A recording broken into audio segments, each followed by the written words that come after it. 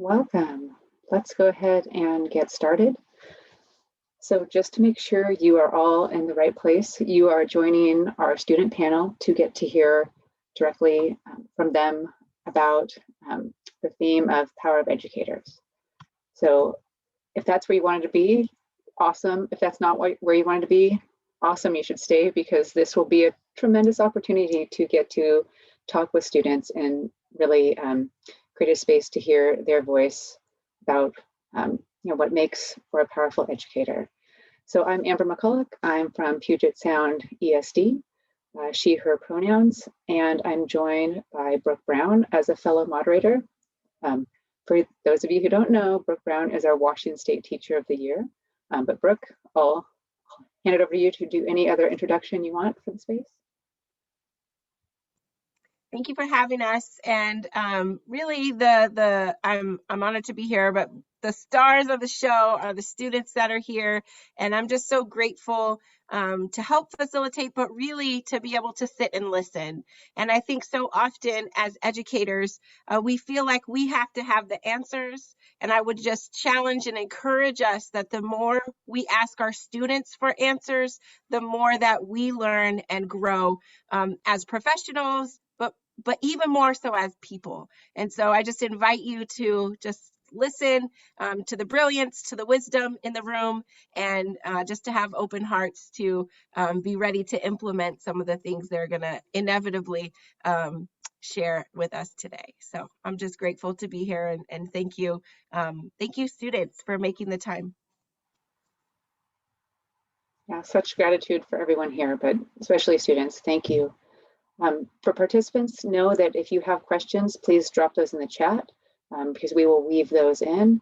And with that, we're going to go ahead and have students introduce themselves, and then we'll get around to having some questions. And I think we are going to go, whomever unmutes, we're watching for it. But I think Angelina, we'll have her introduce herself first because she has to leave, and we'll try and get to the first question for her too. So we'll start there and then keep going with introductions. Hi, my name is Angelina. I use she, her pronouns. I'm a senior at Rainier Beach High School, and I'm part of the NAACP Youth Council, and I will pass it to whoever wants to go after me. Hi, I'm Makayla. I'm a junior at Newport High School. I use she, her pronouns, and I'm also part of the NAACP Youth Council. And I'll pass it to Eric Anthony.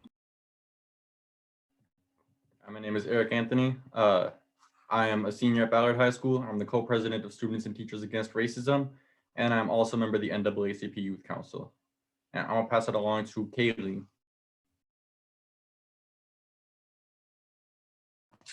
Hi, I'm Kaylee. I go by she, her pronouns, and I'm a member of the NAACP Youth Council, and I'm a junior. And I'll pass it to Ray. What's up, y'all? My name is Ray. I'm a junior at Chief South. I'm also a member of the NAACP Youth Council, and I'm gonna pass it off to Anya. Hi everyone, my name is Anya. I'm a freshman at Ballard High School. I use she, her pronouns, and I'm a member of the NAACP Youth Council. I'll pass it to Alexis. Hi, my name is Alexis Burrow. I use she, her pronouns. I'm a 10th grader at Foster High School in Tukwila. I'm a member of the NAACP Youth Council, as well as on the advisory board for Washington Ethnic Studies now, and on the youth grant making board for the Tukwila Children's Foundation. I will pass it to Helen. Hi everyone, my name is Helen, but I go by Carrie. I'm a 17-year-old junior and I go to Auburn Mountain View High School in Auburn.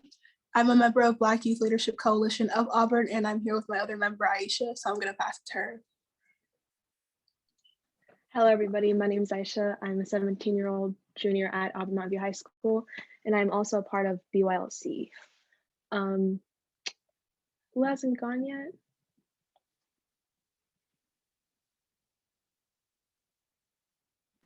I think all the students have gone. Oh, okay, cool. Thank you, and again, welcome.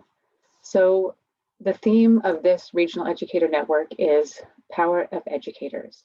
So for our first question to get started, in your experience, what makes a powerful educator?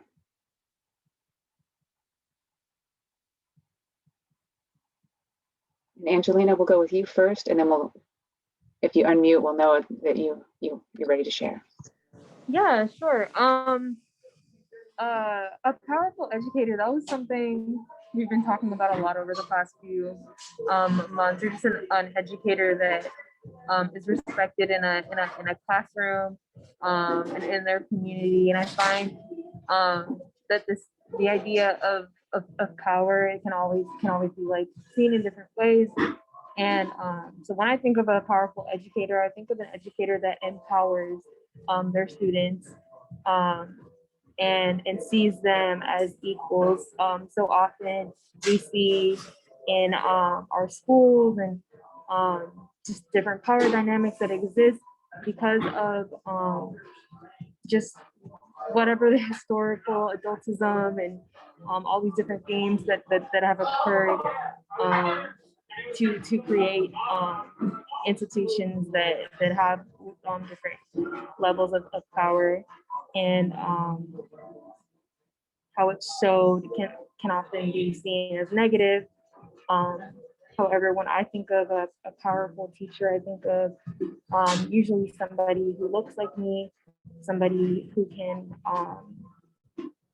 relate to their students, someone who recognizes their students as human, as growing and changing people, and someone who recognizes their students as leaders as well. And I will pass to anyone who wants to go next and build off of that. I can add on to that, unless Alexis, you can go first. Go ahead, you can go first. Okay, I was just going to add on to what Angelina was saying and say that it's really obvious when there's racism and sexism and favoritism in the classroom that always comes across to the students and impacts their learning experience. So I think a powerful educator really demonstrates a commitment to having an equitable classroom and really just works within themselves to go against their implicit biases and work to include everyone in their classroom and care about all the students.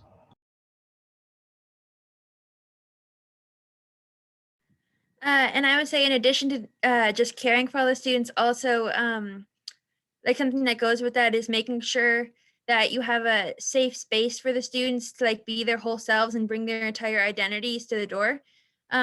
Whether that be like making the extra effort to pronounce their names correctly, or letting them have a discussion about like their daily lives, and like whatever, I don't know, racism, misogyny may affect them.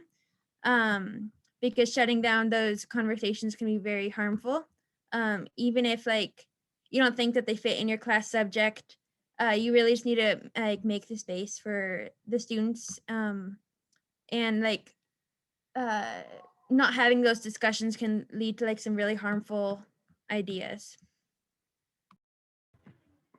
I can go next. I like what Anya says about creating space. I know that that's something that I talk a lot about, and maybe some of my NYC peers might be rolling their eyes like, this guy, here he goes again. But when Anya said, when students of color come into the class, we bring our full identities. We don't stop being students of color just because we come into the class. And we don't stop experiencing racist abuses just because we're in the class. So creating space to address these racial abuses is really important. I think a powerful teacher is someone who has a lot of situational awareness and self-awareness. I'm gonna break out some statistics real quick. In the state of Washington, 88% of teachers are white, so 9 in 10 teachers is white, whereas 47% of students are Black and brown. So 1 in every 2 students is Black and brown, 9 out of 10 teachers is white. So I think really analyzing, and I say this at the risk of centering whiteness, but analyzing your own positionality and the positionality of your students, analyzing the power dynamics, perhaps those are gender dynamics, gender identity, sexuality, ability, whatever, and really treating students not necessarily as someone who is under you, maybe not even as an equal, but giving them the platform and giving them the space to do what they got to do for themselves and to take care of themselves, in addition to having their back and allowing them to do that. I like to say, oh, Alexis, why don't you go first? No, you can go. You can go. I've been trying to talk for a minute. Oh, okay. I will keep it brief. I'd say that a powerful educator is an educator who realizes that they're a student as well, and that power dynamics don't belong to be in the classroom. And I think that's a lot of the times where harmful situations happen, because a lot of times teachers have like this superiority complex or need to control. You have to follow my rules, and you have to raise your hand, and you have to ask for the bathroom, and you have to do, and like, it's not just individual teachers. That's the way the school system is built, is to have superiority in educators over students. But a good teacher is one who knows that that's not appropriate, and who's also always trying to learn, always trying to learn, always trying to evolve, always trying to be better, because the worst thing you can do is be a teacher for 20 years and do things the exact same way and have everything around you change while you're still the same. That's where problematic behavior also comes from. Those some good words. I'd like to say, in addition to what everybody else has said, that a great educator is somebody with a great ability to understand. Someone who has a great ability to understand themselves, who has a great ability to understand their students, who has a great ability to understand the curriculum that they're teaching, because they should be able to internalize that in order to properly distribute that to the people who are waiting to get their cups filled. But on top of that, they should be somebody who's able to understand with empathy, right? Who's able to empathize with the experiences of their students and the experiences of their students' ancestors and the trauma that they may be bringing into the classroom, right? And on top of that, once you make it to that level, you should be able to understand that the potential that every one of your students has.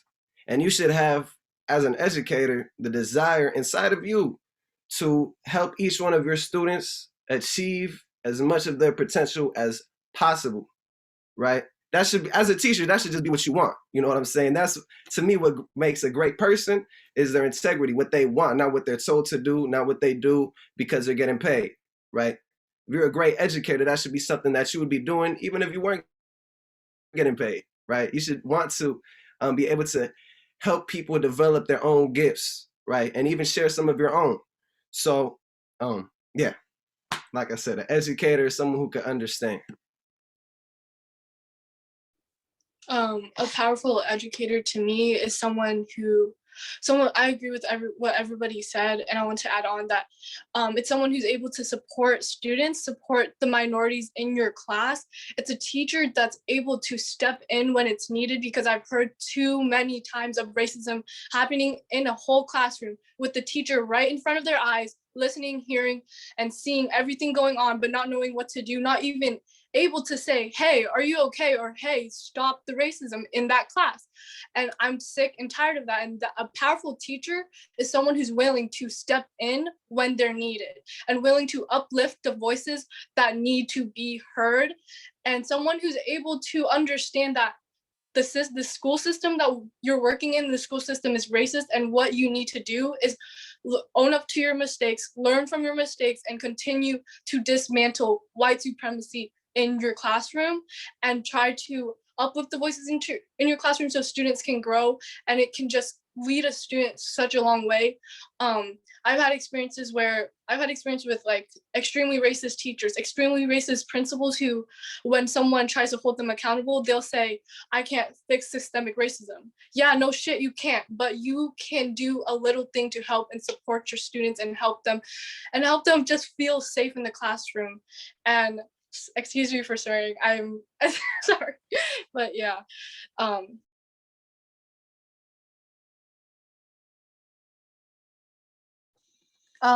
I would like to say an example of a powerful teacher for me is someone that not only leads with compassion, but that's culturally competent, and they're willing to make connections with their students in order to elicit their talents and not compress them or suppress them.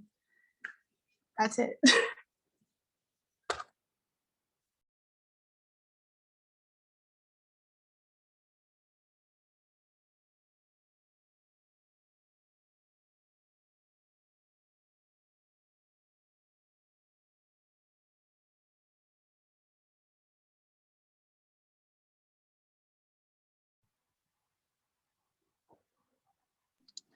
I would also like to add on that I believe that a powerful educator is like a teacher who actually shows their students that they care and they actually own up to their words, because in the past we've had a teacher who would say that they care about doing this, they care about being inclusive, they care about standing up to racism, blah, blah, blah, blah, blah. And then when it's time for them to walk their talk, they failed miserably. So just showing your students that you care and showing that they have your back and stuff like that is very important and what makes a powerful educator.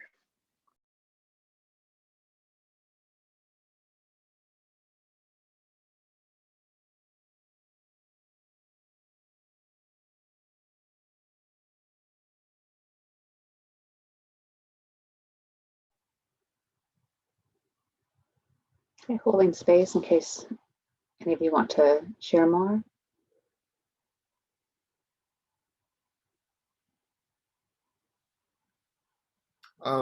Maybe just to kind of summarize what everybody said, just to break it down. In essence, what I've been hearing is a great teacher is someone who's able to create a space that is productive for their students, right? Where they're able to be their whole identity, not have to hide any part of themselves, right? And thus are able to learn, right? So that's where the teaching part comes in. Now you're able to give your gift of teaching to these students, right? In a manner that does not stop them from having that knowledge of self. You know what I'm saying? A lot of the times I remember just going through elementary, I rarely left like history or any really just any subject feeling like I had benefited. You know what I'm saying? It's like the way it's set up just makes it feel so imposed onto you that it's almost like that's why a lot of us don't want to be there. You know what I'm saying? So to kind of create that space and to create that relationship between you and your students, right? And it's not going to happen every single time, but to at least have that ability to be able to connect. You know what I'm saying? Because I had a lot of teachers who were just so out of the loop, they couldn't even begin to understand me if they tried, you know? So that's what I took away.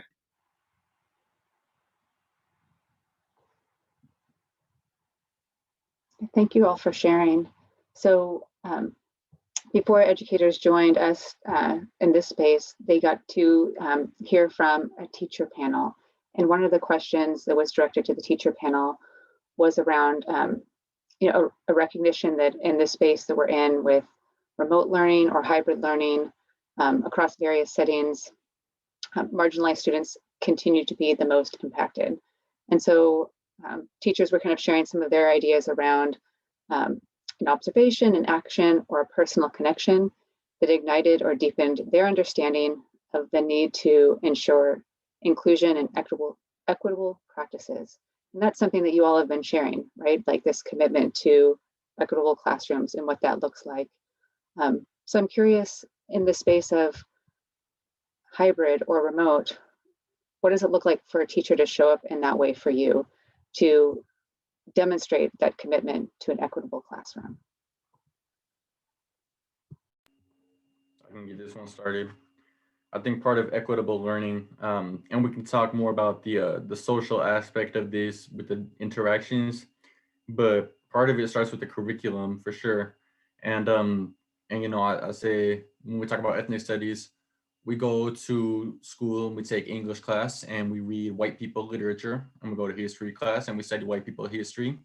And the whole curriculum is centered around whiteness. And we don't ever learn about ourselves, like, unless it's due to our relationship and proximity to whiteness. We learn about Black people in history class because of the trauma that white people inflicted onto them. We learn about indigenous peoples in history class because they committed genocide against indigenous peoples.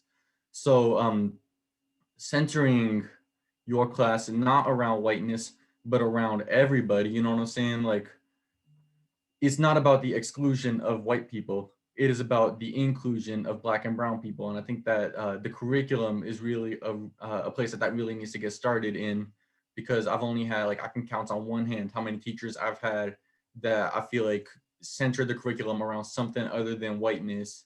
And that should actually be the norm for all teachers. I want to say, oh sorry, equitable teaching in distance learning specifically, I feel like is about not trying to fit a square peg in a circle hole, something like that. You can't try to like do school and fit everything in the normal year in this year, and it's like more about the small things, because I know that distance learning is hard for everyone, teachers, admin, students, everyone. So it's not like teachers, you're doing everything wrong, but it's about the small things like, are you counting late work against students? Are you forcing them to turn on their cameras? Are you marking them tardy when they're late to class? Are you just doing things that, sure, like if we're at school and you have a certain set of rules, I use that loosely, it's just not going to work this year. It doesn't work this year. It's harmful this year. It's actively, in a way, setting kids up to fail. And so I think it's about recognizing, I know that a lot of teachers do this. So just want to put that out there, but it's about being more empathetic and understanding. And that doesn't, and like, I feel like there's a fine line between like just doing nothing this year, or that's kind of what people think when I say that, or when people say that, is like, well, we have to get things done. Yes, you have to get things done, but you have to get those things done in an inventive way, in a understanding, innovative way. And again, like many of these things are signs, traits, things in relation to the school system as a whole, and it's hard to kind of see the bigger picture when you're so up close. Something about trees in the forest. I'm bad with metaphors, as you can tell. But someone had said this earlier, like, yeah, you can't solve systemic racism, but you can do your part. And it's all about doing your part and taking accountability for your part.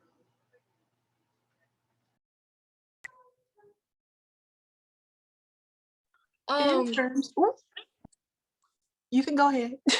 No, you go first. Sorry.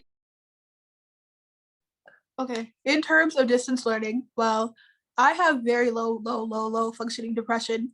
So because of the distance learning, now I'm on a 504 plan.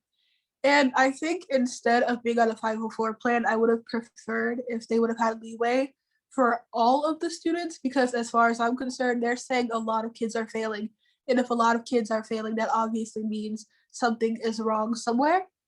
And teachers are not giving leeway on anything specifically for our school and our district, and they're not giving people time. We still have to take the SATs, we still have to do this, that, and the third. Leeway would be the solution to a lot of things. Like I said, compassion. It seems they'll really say, we're in this with you, we love you, and then give us a bunch of assignments, just assignment after assignment after assignment, and we have to turn those in on time, fully done. And it just seems like teachers aren't recognizing that we're in a pandemic, or they're recognizing that it's a lot of work for them to do, but for the students, they are not understanding that just because we're at home, it's not easy. It's not easier. It's actually harder because you feel like it's an option. I don't have to do this, but you actually do. Just lead with compassion. Yeah, and I agree with that. Like, I feel like I'm like, the reason why I'm like with reopening right now, and how they're using, how reopening for mental health, whose mental health is it when you think about it? I feel like when they're talking about mental health, they're talking about white students' mental health. They're not talking about BIPOC students' mental health, because BIPOC students and people of color have been asking for better mental health resources for them for years. And another thing about like an equitable classroom is, I would love for teachers to know, because whenever there is like an issue going around because, or like of racism, let's say today I found out about the killing of my community like by white supremacists today, or like when like a lot of things that are going on like that for some students in different communities, whether it's the Black community, whether it's the Hispanic community, etc., or the Asian community and more. Teachers need to realize that students are not going to participate when they're seeing that in the news, when they're seeing that on their phone, and it's not only being talked about that much, but it's like, I'm not going to do homework when I'm literally thinking about that, literally thinking of fear and etc. And I know a lot of other students will probably feel the same about that. It's like, when you see that stuff, like, just please at least acknowledge it and go, almost like not go easy in a way, but just try to lay off of that and realize that students are not gonna be like participating that day if something super serious happens, especially BIPOC students, when they're seeing stuff happening in their community. And if I wish I had a teacher that would actually acknowledge that and say, like, I know this is going on and let me know if there's any way I could support you or something like that. And that's how I see an equitable classroom, is teachers like listening to students and saying, what do you need from me in order for you to be motivated, in order for you to actually participate in this classroom? Because just everything in the outside world affects us now, and within the hybrid or distance learning, with things changing within the school, this is your chance to change your classroom, change your curriculum and everything. It's not too late, because everything going around us is ongoing. Yeah, I'd like to add on to what Kaylee was saying, and a lot of us can agree there's a lot of chaos going on just around the world, our own communities, just everywhere. And in chaos comes change, right? It's the opportunity, like she was saying, for us to analyze the situation we're in, because we're able to take a step back, we're all put on pause, and really see from an outside view what's going wrong and what you can do in your own position to change that, right? Because, you know, silence is still violence, right? By not doing anything, you're contributing to the status quo of what's currently happening, right? If you're not saying anything actively against that, says if you agree with it, right? So my thing is, if you're going to create an equitable classroom, you have to put in that action, right? You have to put in that effort to reach out to your students, to connect with your students, and to understand them, right? To understand what might be going on with them, why they're not responding in class like they used to. You may have met them on the first day and they may have been so eager to learn. They may have had so many great ideas. And a couple months in the school year, you notice all that changed, right? Well, you see however many 100+ students a day, that doesn't really affect you, but something in their life is happening, right? So it takes that kind of sense of compassion to be able to reach out and ask. I remember it was 8th grade, right? I had, it was like 6 normal classes and 1 TA. And this is just when, as you can tell, I'm very Puerto Rican. This is right when Hurricane Maria happened, right? And yeah, I definitely wasn't feeling my A game, and it was visible, right? I went to school, I was solemn, you know what I'm saying? And all of my normal teachers just kept with the curriculum. It was the TA that the class that meant the less, you know what I'm saying, that meant the least, where my time there wasn't really as important, where she actually came up to me and said, hey, you know what I'm saying, how are you doing? I heard about what's happening over there in your hometown. I just want to reach out to you.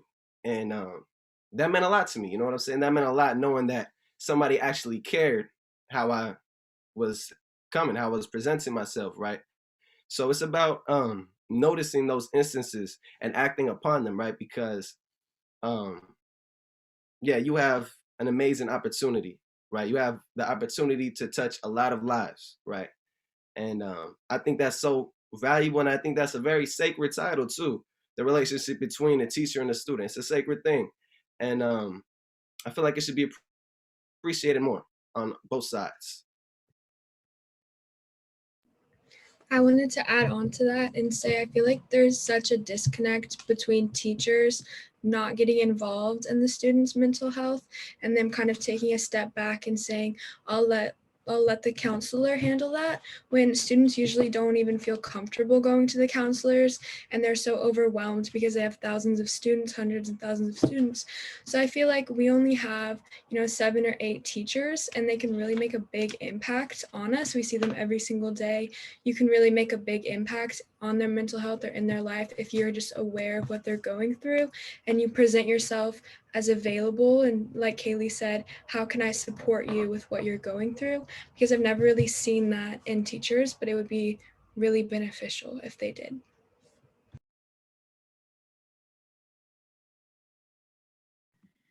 Yeah, and along with like mental health, what you were saying, and like how some other people were saying, like they still have to take like SATs and stuff. Like this whole curriculum, this whole like year really needs to be reevaluated and examined, because it's not a normal school year. Like we already know that, obviously, and we can't have the same expectations when people might not have the same resources, same amount of time, the same like anything as they would in person. And this would really, like, we need to be prioritizing mental health, like a lot of people were saying. And this is like on top of the fact that like when people are saying like, oh, we should be going back to school, like students of color at baseline weren't feeling safe in person school. So we really need to be prioritizing the mental health of like people of color, and like of everyone, but people of color in, like in general, who are experiencing like so much like trauma in daily life.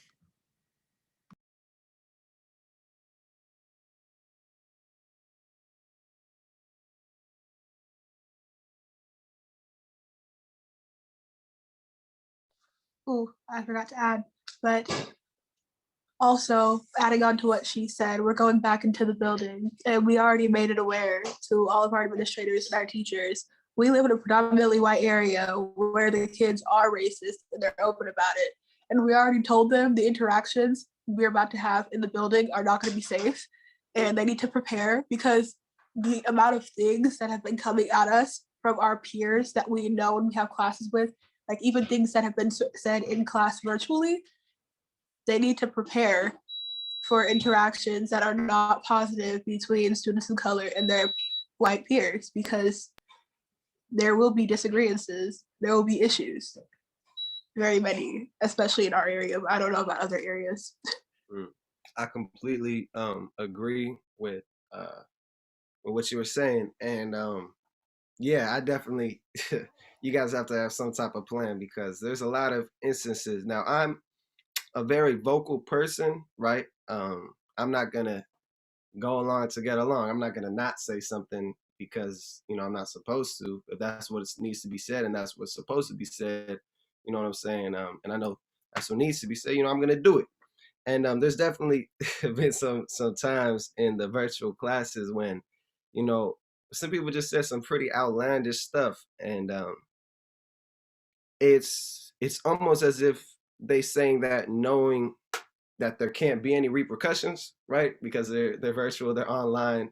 There's nothing physical between us, and I just know that some of those things that if had you said that in person, there probably would have been a problem. You know what I'm saying? So that's definitely something that I recommend educators at least consider. Actually, it would be more administration than the educators, but you guys too, that you guys should consider. Another thing though is I had a teacher, right? I'm gonna reference a good teacher. I'm gonna reference a bad teacher. I had a teacher one time who was a really sweet person. You know what I'm saying? She genuinely cared about her students, right? And you could tell. And she made the effort, right? She would bring certain like foods for breakfast, even. You know what I'm saying? Because some students weren't making it to class all the time. She was like, you know what? I'm gonna just have some food here. There's no reason why you shouldn't be in class by the time the bell rings. I'm gonna have some bananas, whatever.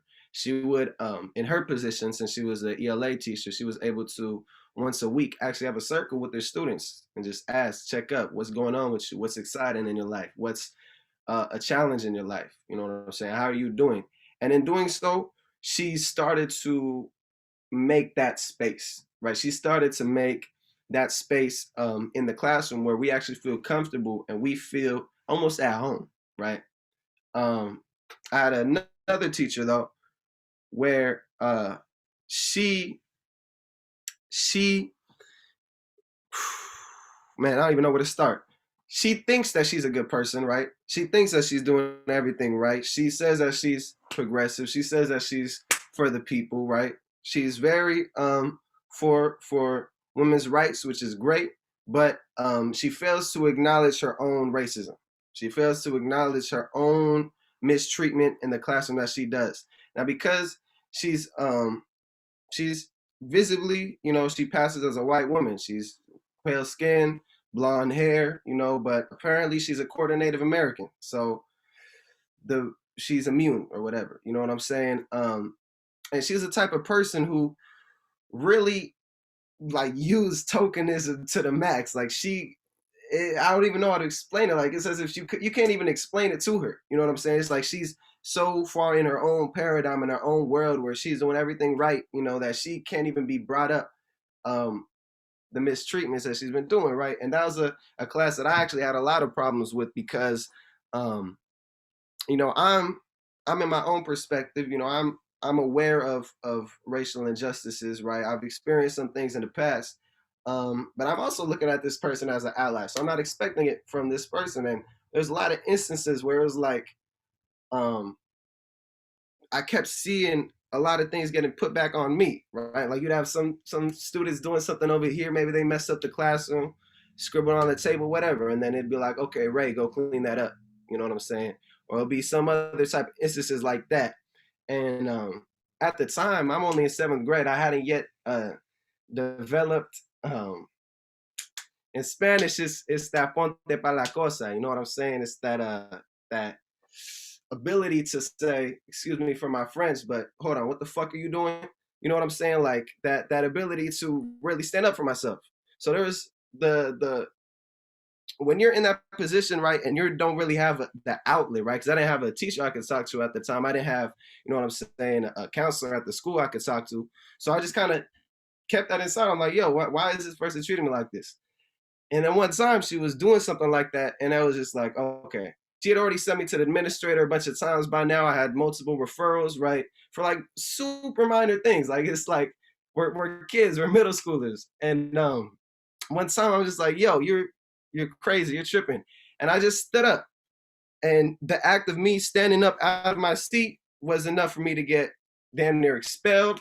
I had to fight that. They ended up just putting me out of the classroom, you know what I'm saying? But she was scared of me. Like she was scared of this middle schooler who just stood up. You know what I'm saying? I literally just stood up out of my seat. I'm like, all right, you're already going to send me to the administrator. I'm going to walk out myself.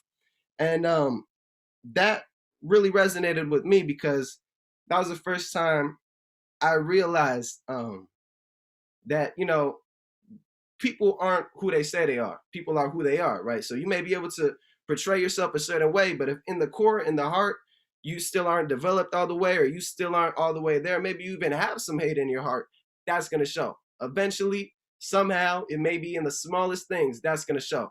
And that's what I learned. So it's really important to be genuine in your actions, right? Not just to say something, not just to walk, you know, talk the talk, but to actually do it and to be genuine in what you're doing, right? So, yeah. Ray brought To us some add on to excellent what- points. Oh, sorry, go ahead. To add on to what he was saying, one of the biggest things for me would probably be to make sure that people are being held accountable for what they do, because I've had like way too many times where somebody was out here saying some problematic things and nothing got done about it. I remember like last year, there was this boy who was saying a bunch of like racist, Islamophobic, xenophobic things, and it's been going on for months. And it wasn't until like I was like persistent that something I had done. And have more people who would actually hold not only the students, but also the educators and the staff and counselors and administrators accountable. Because when I actually came to one of the counselors about the problem, they literally told me, and how is this affecting you personally? When I literally just said to them. And I've heard instances in my school of like teachers or like coaches or anybody in the school who are saying some things that they definitely should not be saying. What did that one teacher say? Oh my God. So yeah, one of the number one things would probably be accountability. That teacher said, "Get your cotton picky hands off my keyboard." Yeah. And other teachers say a lot of other things, but we're not going to get into that. It's okay. Earlier this year, I had an English teacher, and her name was Miss Olson. This is at Ballard High School. Wendy Olson at Ballard High School was my English teacher. We started off, she's a white woman, by the way, and I was like one of like 2 or 3 students of color in the class. And we started off the year with a unit where we were reading Frankenstein. Okay, nothing wrong with Frankenstein, except the premise of the unit, the entire premise of the unit, the entire point of what the whole unit revolved around was the comparison saying that Frankenstein's monster, this undead this subhuman creature made out of corpses that has a master and a creator, that Frankenstein's monster is like black and brown people. Is that Frankenstein's monster resembles black and brown people. There were questions like, why do why do people do bad things in relation to black and brown people being like Frankenstein's monster? We had to defend this idea. We were graded on how well we defended it. And that was what the whole unit revolved around. I brought it up with the teacher. I sent her a very polite email. I brought it up a couple of times in class too, and she would shoot me down and gaslight me every time. And I sent her an email, and my mother helped me. Thank God for mothers, right? She helped me send this email. And I addressed her. I said, this is very inappropriate and offensive. Black and brown people, you know, we have such rich cultures and identities. We are not monsters just because of what white people decide to do to us, because white people oppress us. That doesn't make us monsters. And the next day in class, she spent a half hour crying in front of the students about something vague, about a note that she received from a student that said that she hurt their feelings. She cried in front of us for a half hour. She talked about her marriage. She talked about how brave she thought that she was. She talked about how courageous she thought that, etc. She talked about everything but the problem. We sent an email to the principal and the teacher, and we said, hey, can we please address this with the class, so that way they know how problematic this was and how the teacher got them to do such problematic things. And 14 emails later, the teacher never responded, by the way, but 14 emails back and forth with the principal, and the principal unilaterally decides to transfer me out of the class. I said, hell no, I don't want to be out of the class, because I know that if I'm out of the class, then there's going to be nobody to hold this teacher accountable, because no one else ever spoke up. There were like 2 or 3 students of color in that class. The other guys weren't speaking up. I was the only one that had to do that. It was like my moral obligation to do that. And they were transferring me out. She said that I made her uncomfortable. She said that she felt like she had to walk on eggshells around me. In this class is so unsafe for me as a student of color to be in that class. That class is so unsafe and dangerous. And she was saying that I made her feel uncomfortable. And currently, I've been meeting with the teachers union. I've been meeting with the school board. I've been meeting with lawyers. I've been meeting with people from El Centro de la Raza. I've been meeting with all sorts of different people to get this problem addressed, to do what needs to be done, to see that justice is served. But it should not take someone with my level of privilege, my level of resources, my level of connections to stand up to such racism. I do want to talk about the other side of that real quick. I'm gonna try and make this fast. Going back to what Ray was talking about, restorative justice is so important. Sometimes I joke that in middle school, I was part of my first anti-racist coalition, and we met in the principal's office once a week. Point is, I got sent to the principal's office a lot in middle school. Remember my 8th grade year, we had a new vice principal, and this is at like one of the whitest schools in Seattle. We had a new vice principal, and I was like, okay, I'm gonna get to know this guy pretty well, right? The first time I got sent to his office, it was like the first week of school. He's this younger black man, and he introduced himself. He sticks out his hand. He's like, hey, my name is Zach Stowell. I shake his hand. It's like, hey, it's nice to meet you. So you probably have heard about me. And he said, nope, I haven't heard a thing about you. He references a big binder full of files. And he was like, those are all the disciplinary records. I haven't took a single look in there because I don't want to get any ideas in my head. And he asked me, what'd you do? So we talked about it. We talked about why the teacher got mad at me. It was because I made a joke that Donald Trump was orange. That's literally why I got sent to the office. And we talked about why the teacher got mad at me. We talked about how the situation could have gone differently. And I felt at the end of it, not that I was sent as a punishment, not that he was trying to punish me, but that we were trying to solve the problem together. That is what restorative justice means. Restorative justice is not about a punishment. Restorative justice is about solving the problem together. So that's all I got to say. Sorry for rambling a little bit on y'all. To add on about, you can go first. Okay, to add on to what he was saying, we should also like work to get rid of like problematic activities in the classroom or whatever. Like I remember there's one time back in 8th grade, I remember this one time back in 8th grade, like a teacher literally had me, a black woman, advocating on behalf of slavery. And I was like, what are we doing? What are we doing? So yeah, we got to get rid of them problematic like curriculum and teaching. Like there's different ways to teach about how the founders created the Declaration of Independence and all that, and having me advocate on behalf of slavery is not one of them, or anybody else for that matter. And I was so confused. And I literally like, I even like during like the little activity that we had, I actually said, why are we doing this? And I didn't add on behalf of it. And he said, no, you're playing the role of whoever, you have to be da-da-da. And I was like, so yeah, we gotta get rid of them problematic things because that's not okay. Just another thing that I've noticed at my school that happened a lot is that teachers who read aloud slurs in books, we need to stop. I know that this is something that the school board or like people like district needs, like the district has controls of, or like, why are we reading these old outdated books with so many slurs? This is not okay at all.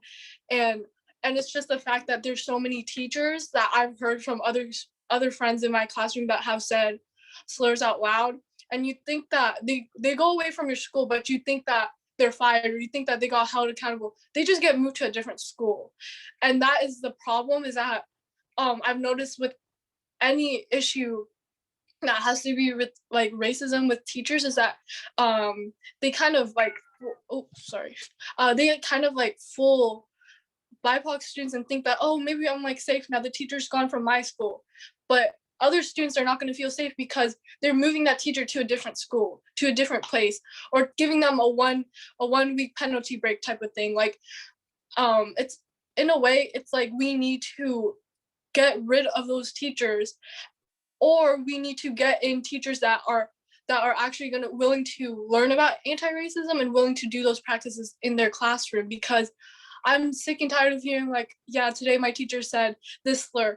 Yeah, I heard my teacher say this slur, and they don't even explain it, or they let their students say in their classroom. That's just so like, that's sickening. That's literally sick to my stomach hearing that all the time since my freshman year. I'm a junior now. I've been hearing that since junior year from multiple teachers. And my admin at my school, like they say that they care, but like they push under the rug. They don't tell the students who are feeling hurt by it. They don't tell them what happens because of like rules and laws, but the least they could do is saying like, yes, we got you and we can hold them accountable, but that never happens. And it's really sad. And just another thing is like, for teachers who aren't doing that, I think that, wait, can everybody hear me? Because, okay. Okay. Just something that I want to add on is for teachers who aren't doing these racist actions, also hold and call out the teachers around you and your colleagues, because I think that's super important. That's almost like saying for like us youth, calling out your friends that are racist, calling out your friends that are homophobic, etc. Something that I think that's really important for teachers is calling out your colleagues. If you're not doing that already, or if you're seeing that and say like, and using that and just being like, you're not supposed to say that, and you're literally hurting students, and like just stepping in when is needed. Because honestly, even if it's saying that in the break room where there's no students, it will still hurt a student, because you will never know that they'll be saying the same things in a classroom. Thank you so much, everyone, for this is such a gift. I just am so appreciative of everyone's responses and just your courage and your vulnerability to help us get better as educators, and to help us really look in the mirror and reflect on the reality of what's happening in so many places. So thank you so much. We're wrapping up at 5:40, and so I wonder if we could just respond to this last question that was put in the chat, and that is, after your experience of this past year, if you could pick one thing to change, how would school be different next fall? So maybe everyone, each of the panelists could just share with us maybe the one thing they would, how they would like school to be different, and then Amber can let us know where we'll head next. But I just wanted to, again, extend my appreciation. You are all a gift. Thank you.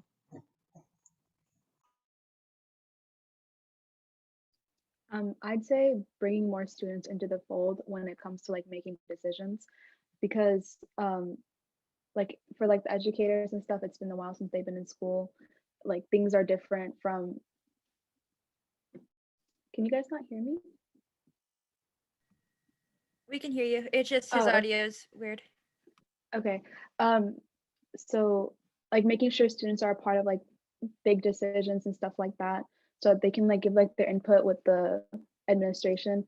Because like for example, this year they made like our schedule like for first quarter it's periods 1 through 3, and second quarter is periods 4 through 6.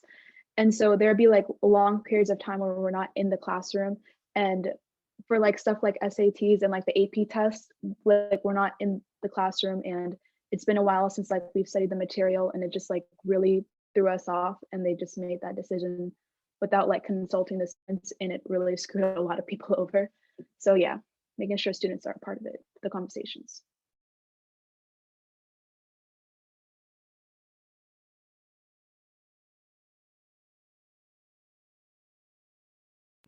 I think I would say teachers being understanding and, talking about mental health and talking about what BIPOC communities are doing. And if it's a white, not what they're doing, but what they're going through. And if it's a white teacher, really dedicating yourself to becoming an ally and educating yourself, owning your privilege to advocate for those students. And advocate for what is right, and like someone mentioned, calling out other teachers if they're being racist, and calling that out in the classroom is so important. So I would say like the main thing to change for next fall is just being an advocate for mental health and for BIPOC students and their well-being. I said this in the chat, but I want to see more hiring, and especially like double emphasizing on retaining BIPOC staff, like educators or counselors, especially all that. I want to see that more, and I think that will honestly really change fall if I ever see that at my school or any other school, even not even a school that I would go to. I would like, my heart would feel like, I don't know. I would just feel that'd be so amazing. For me, get rid of all the racists. And like I know that's like simple, oversimplified, but I feel like there's nothing more to say. Like I agree with everything that everyone else said. I said something else in the chat, but like it's also similar, like just zero tolerance from anyone to be doing anything that's racist, and like not just the overt racist comments, whatever. Like y'all need to be actively anti-racist, and it needs to come from top down. Like bottom up is useful to some degree, but it needs to be coming from leadership, from admin, from unions, from top down. Anti-racism is what I would say I would like. For me, it would mostly be about curriculum, because from the time I've started school to now, the only information that I've retained about anything that pertains to Black people as a whole, we've learned them all in this 1 year. And the way we've been taught from the beginning has always been, okay, here's Black history, slavery, civil rights, maybe a little bit of Rosa Parks, Martin Luther King, racism is over. So I would really appreciate if they not only went in depth, but taught about Black history surrounding all subjects, not just in history, but also in literature, in science, in math, in all places. We don't need to take multicultural classes to learn multiple cultures.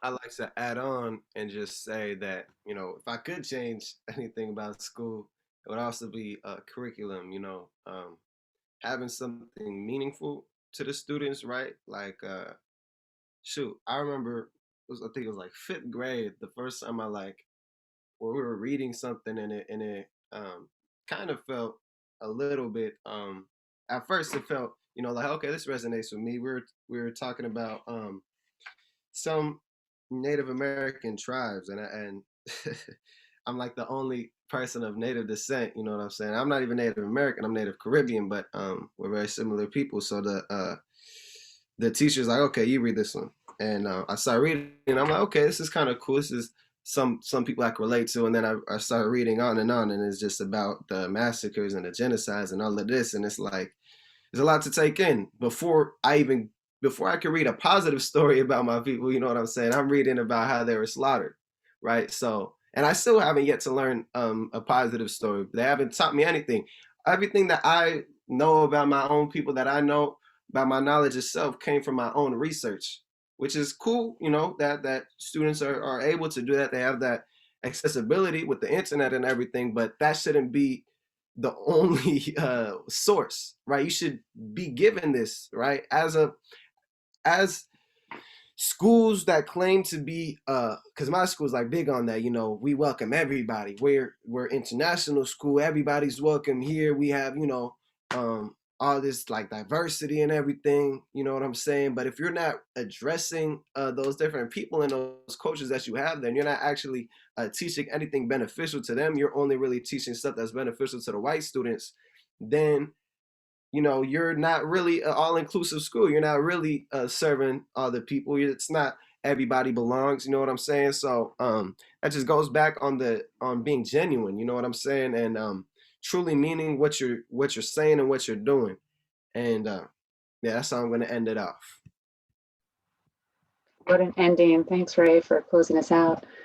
You know, Brooke, thank you. I'll thank you again. Students, you are amazing. And truly, what a gift you have been. And thank you for sharing your time and your wisdom and speaking your truth. Just such gratitude and appreciation. And educators, I dropped the link in the chat. Up next is regional breakout session. So you can go back to the website to get into the link for your ESD. And really, thank you all for joining and, you know, participating in this opportunity to get to hear from students. So thank you all. And yeah, have a great rest of your evening. And again, just appreciation for your time.